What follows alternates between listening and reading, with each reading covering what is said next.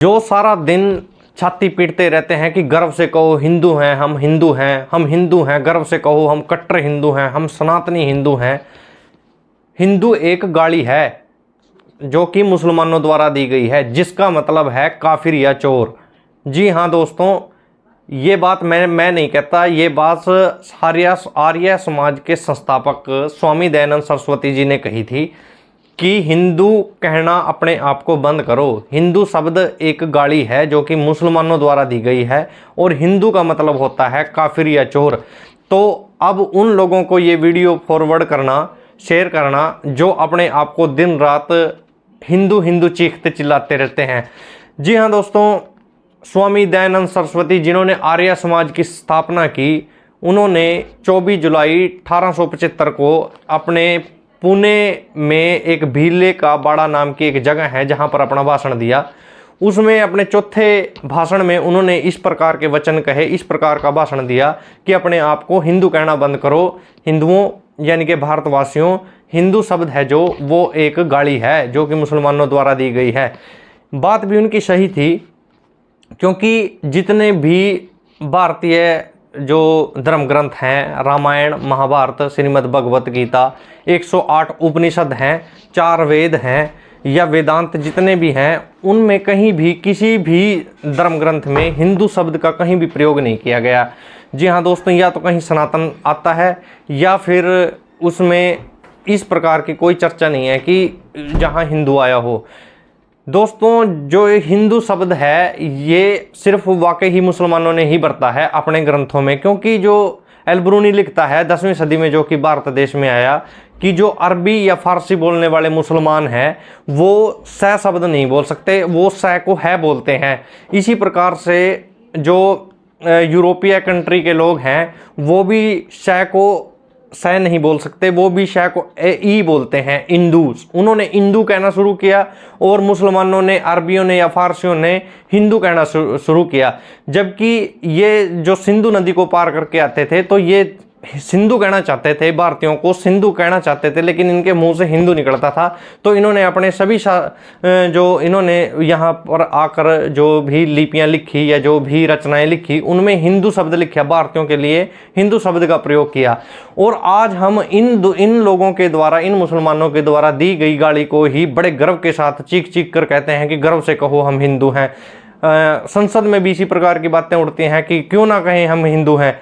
तो दोस्तों, अगर कहना है तो कहते रहिए, इसमें कोई बड़ी बात नहीं है। दयानंद सरस्वती जी का जन्म 12 फरवरी 1825 को हुआ और इनके पिता थे जो वो ब्रिटिश सरकार में तहसीलदार थे और किसानों से कर वसूल का काम करते थे, यानी कि इनका परिवार था जो शुरू से ही सक्षम था। तो दोस्तों, जब ये 14 साल के थे तो ये शिव के बड़े उपासक थे, इनके पिताजी भी शिव के बड़े उपासक थे।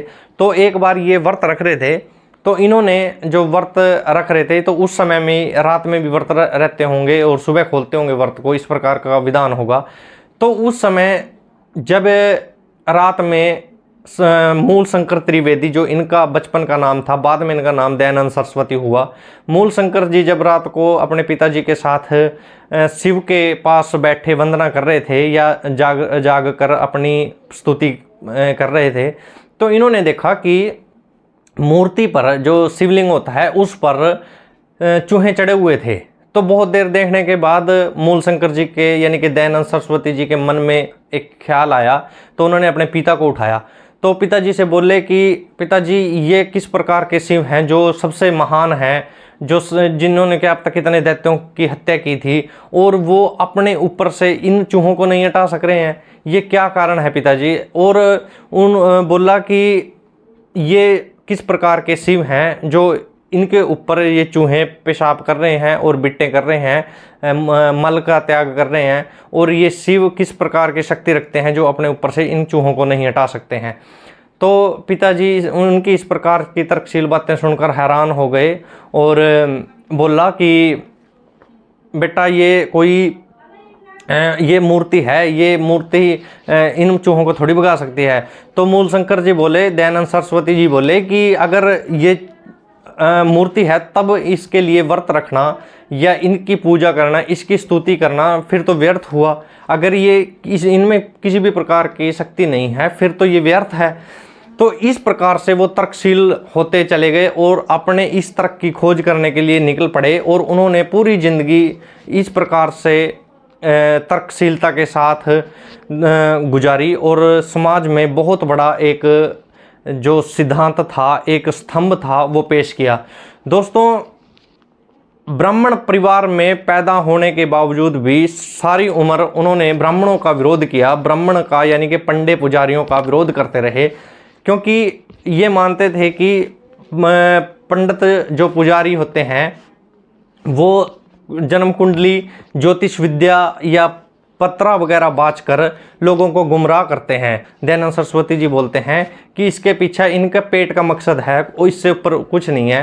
तो इन्होंने अनेक बार ब्राह्मणों के साथ शास्त्रार्थ किया, यानी कि पंडितों जो उनसे धृत पंडित होते हैं उनके साथ साक्षात्कार किया और शास्त्रार्थ भी किया कि मुझे बताओ कि किस प्रकार से आप लोग पत्रे बाँचते हो और पत्रा क्या भविष्य बता सकता है या पीछे का बता सकता है, या आपके पत्रे से किसी भी प्रकार के आदमी की जो व्याधियाँ हैं या रोग हैं वो दूर हो सकते हैं। तो इस प्रकार से उन्होंने बहुत से तर्क पेश किए। मूर्ति पूजा का उन्होंने जोरदार खंडन किया। दोस्तों, जो ये बोलते थे कि जो मूर्ति स्थापना और मूर्ति प्रतिष्ठा में आप जो भी मंत्र बोलते हो, पुरोहितों से, पंडितों से इस प्रकार के सवाल करते थे कि उनमें किस प्रकार के मंत्रों का उच्चारण करते हैं, आपने जो भी मंत्र लिए हैं वो किस प्रकार से, कहाँ पर, कौन से ग्रंथ से लिए गए हैं, कौन से वेद से लिए हैं, या किन मंत्रों का आप मूर्ति पूजा में या मूर्ति स्थापना में या मूर्ति प्रतिष्ठा में प्रयोग करते हो। तो इस प्रकार से हर बार ये जो थे ब्राह्मण लोग थे उनको फंसा के रखते थे। इनका सिर्फ एक ही मोटिव था, वो था लोगों को यानी कि भारत को वेदों की ओर पुनर्स्थापित करना। इन्होंने विरजा दंडी जी महाराज को अपना गुरु बनाया और गुरु बनाने पर इन्होंने 3 शपथ ग्रहण करी कि सबसे पहले तो मैं भारतवर्ष को वेदों की ओर लेकर जाऊंगा, जो कि आज का भारत वेदों को भूल चुका है। दूसरी शर्त जो शपथ ली थी इन्होंने वो ये थी कि मैं गौतम बुद्ध से पहले का जो धार्मिक या वैदिक भारत था उसको पुनर्स्थापित करूंगा, क्योंकि ये मानते थे कि गौतम बुद्ध से पहले जो था भारत वो वैदिक था और गौतम बुद्ध ने लोगों को नास्तिक बना दिया था, यानी कि एक तर्कशील पेश करके लोगों को वैदिक परंपरा से हटा दिया था। और तीसरी शर्त या तीसरी कसम उन्होंने खाई कि मैं सत्य का प्रकाश और प्रचार करूंगा। जी हाँ दोस्तों, इस प्रकार से वो जिंदगी भर मूर्ति पूजा का विरोध करते हुए और इन टोने टोटकों का विरोध करते हुए पंडितों की पंडिताई और पुरोहितों की इस प्रकार की जो अनर्गल ये चीज़ें बताते हैं उनका विरोध करते हुए, हमेशा विरोधों का सामना करते हुए इन्होंने समाज की भरपूर सेवा की और आर्य समाज की स्थापना की। इन्होंने सत्यार्थ प्रकाश नाम का ग्रंथ की भी जो है वो रचना की थी। दोस्तों, ब्राह्मणों का विरोध करने की वजह से अनेक बार इनको जहर दिया गया और जहर दे देकर इनको मारने की कोशिश की गई, क्योंकि ये किसी भी प्रकार से जो पंडे पुरोहित होते थे उनकी क्रिया जो उनके काम थे उनके खिलाफ रहते थे। तो दोस्तों, इनका एक ही मकसद था कि देश की सेवा की जाए और देश की सेवा में जो अंधविश्वास है उसको ख़त्म किया जाए। दोस्तों, इन्होंने स्वतंत्रता संग्राम की लड़ाई में भी अपना पूरा योगदान दिया। लाला लाजपत राय जी के साथ इन्होंने पंजाब, हरियाणा उस समय एक था, तो स्वतंत्रता संग्राम का पुरजोर समर्थन किया और घूम घूम कर लोगों में हिंदी भाषा को स्थापित करने का प्रयास किया। उसके बाद आगे चलकर ये आरएसएस के साथ मिलकर इन्होंने देश की सेवा की। आगे चलकर जो आपने देखा होगा राजीव दीक्षित थे जो, वो स्वामी दयानंद सरस्वती से ही प्रभावित थे, वो उन्हीं के नक्शे कदम पर चले थे। दोस्तों, कोई भी आदमी है जो अंधविश्वास का खिलाफत करता है और देश को उन्नति की राह पर ले जाना चाहता है और उसके लिए काम करता है तो उसका समर्थन करना बहुत ज़रूरी है और हम उसका पुरजोर से स्वागत भी करते हैं। चाहे जो स्वामी दयानंद सरस्वती थे, इनकी बहुत सी बातों से मैं असहमत हूँ, फिर भी मैं इनके योगदान का जो इनका योगदान था वो अतुल्य था, इसकी कोई तुलना नहीं की जा सकती। जिस आदमी ने पूरी उम्र पूरी ज़िंदगी अपनी समाज के उद्धार के लिए, समाज में जो अनैतिकता थी, असमानता थी, उसको ख़त्म करने के लिए लगाया हो, उसका विरोध करना उचित नहीं है। फिर भी मैं इनकी कुछ बातों से बेशक संतुष्ट नहीं हूँ। अगली वीडियो में मैं इसके बारे में बताऊँगा कि वो कौन सी बातें थी जिनसे मैं सहमत नहीं हूँ। पर फिर भी जिस आदमी ने पूरा ज़िंदगी अपनी लगाई हो देश सेवा में, समाज में फैली कुरीतियों को दूर करने के लिए, उस आदमी को सम्मान की दृष्टि से देखना और उसका सम्मान करना हमारा कर्तव्य है। कोई भी व्यक्ति अगर इस प्रकार की कोशिश करता है जो समाज सुधार का कार्य करता हो, उसका हम स्वागत करते हैं। मेरे चैनल का भी यही मोटिव है कि मैं इस समाज में, अपने देश में फैले कुरीतियों, अंधविश्वास, असमानता को दूर कर सकूं और देश को वैज्ञानिक दृष्टिकोण से उन्नति की तरफ लेकर जा सकूं।